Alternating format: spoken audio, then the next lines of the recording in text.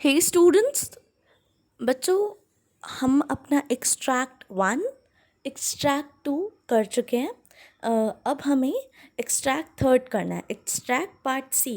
इससे पहले एक आध बच्चे को प्रॉब्लम थी, ठीक है, उसके लिए मैंने ये आपके लिए पूरा एक्सट्रैक्ट जो फर्स्ट था और सेकंड था इसके आंसर्स वापस से फ्रेम कर दिए हैं, ठीक है। आप एक बार देख लीजिए, आपको जो सही लगे। ये 4th पार्ट सब में कट कर दीजिएगा, आपकी बुक में 4th पार्ट नहीं पूछा गया है।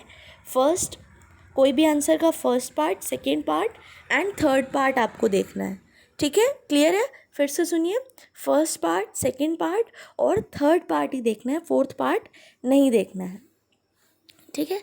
चलिए, तो आपके लिए एक्सट्रैक्ट ए और एक्सट्रैक्ट बी के आंसर्स भी यहाँ अवेलेबल हैं। आप वीडियो को पॉज करिए, क्वालिटी बढ़ाइए वीडियो की, एंड देन आप देख सकते हैं उनको भी। अगर आपको लग रहा है कि मुझे इससे बेटर आंसर लिखना है या मुझे जो लिखवाया गया वो मुझे समझ में नहीं आ रहा है, तो आप ये लिख सकते हैं।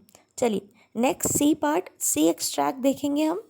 सी एक्सट्रैक्ट है हमारा, आपकी बुक में पेज नंबर ओपन करिए, पेज नंबर 33 पे बच्चों third extract says, but what they saw was not the show, only in Bruin's aching eyes, far distance forest and snow। ठीक है, लाइंस क्लियर है? आपको लाइंस का मतलब क्लियर है? अब इसके आंसर या इसके क्वेश्चंस की तरफ बढ़ते हैं, देखते हैं क्या आंसर्स हैं। फर्स्ट है, but what they saw was not the show. They कौन है? लाइन में दे कौन है? They are the children who watched the show. They कौन है? वो बच्चे जिन्होंने शो देखा था।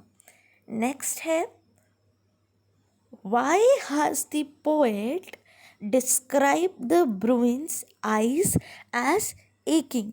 अब पोएट ने जो उसकी आइज़ हैं उनको एकिंग क्यों दिखाया है? ऑफ कोर्स वो एक कर रही थी, वो दर्द हो रही थी ड्यू टू समर हीट, जैसा आपके सेकंड पॉइंट में लिखा है। इसके अलावा और क्या एकिंग थी? आप पॉइंट ऐड करोगे। देखो, 4th में लास्ट लाइन है, it also Mrs the home that it was broad from. तो एकिंग के 2 रीज़न हैं।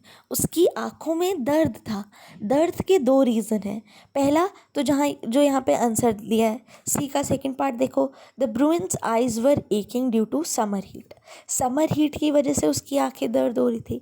Second reason, it was missing the home that it was brought from. वो क्या कर रहा था? अपना घर मिस कर रहा था। तो ये दोनों पॉइंट आप लिखोगे, ठीक है, आंसर में।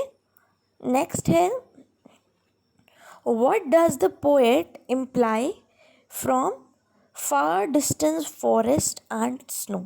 फार डिस्टेंस फॉरेस्ट एंड स्नो का क्या मतलब है बच्चों?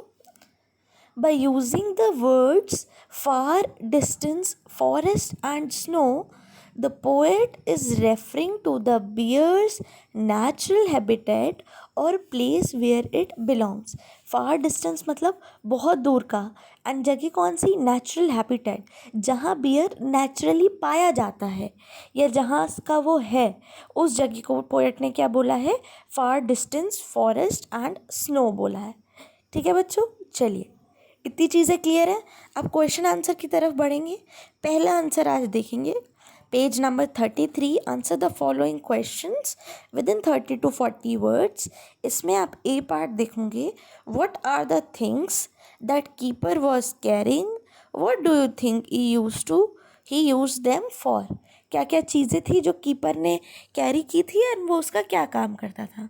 The keeper was carrying a chain, a bar and a whistle pipe. इसके अलावा बच्चों एक बेगिंग कैप भी थी, आप वो भी लिख सकते हो। क्या क्या था? चेन, बार, विसल और begging cap. The keeper use to tie the bear with the chain and make it perform. Chain का क्या काम था? बियर को वो उससे टाई कर देता था। He use to play a tune on the whistle and make the bear perform. Whistle का क्या काम था? बियर को परफॉर्म कराना। विसल पे वो ट्यून बजाता था एंड बियर परफॉर्म करता था। The chain and bar were use to tame the bear. Chain तो मैंने बता दिया बांधने के लिए। बाहर का क्या काम था? टेम करने के लिए। टेम मतलब पालतू जो जानवर होता है उसको उसको समझाना या उसको अच्छे से रखना। और यहाँ पे इसका मतलब है अगर वो कुछ ना करे सही से तो उसको मारता था वो। किससे? बाढ़ से। तो ये आंसर्स हैं आपके, ये आपको लिखने हैं अपनी फेयर नोटबुक में, यही आपका असाइनमेंट है।